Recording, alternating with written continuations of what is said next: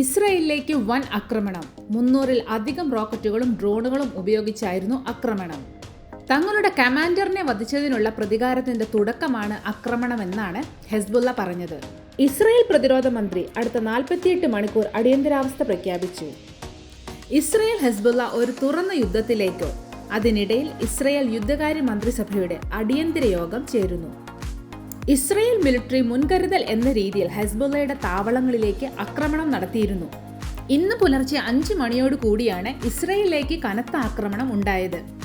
Times of ഇസ്രയേലിന്റെ report പ്രകാരം casualties ഒന്നും തന്നെ ഇതുവരെ റിപ്പോർട്ട് ചെയ്തിട്ടില്ല. ഇതിനിടയിൽ ഇസ്രയേലിലെ ടെൽ അവീവിലെ എയർപോർട്ട് ക്ലോസ് ചെയ്തു.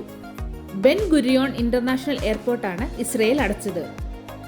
ഏത് നിമിഷവും ഇറാന്റെ ഭാഗത്തു നിന്നും ഒരു അറ്റാക്ക് ഇസ്രയേൽ പ്രതീക്ഷിക്കുന്നുണ്ട്. ലബനൻ ഇസ്രയേൽ ഒരു തുറന്ന യുദ്ധത്തിനുള്ള സാധ്യതയാണ് ഇപ്പോൾ കാണുന്നത്.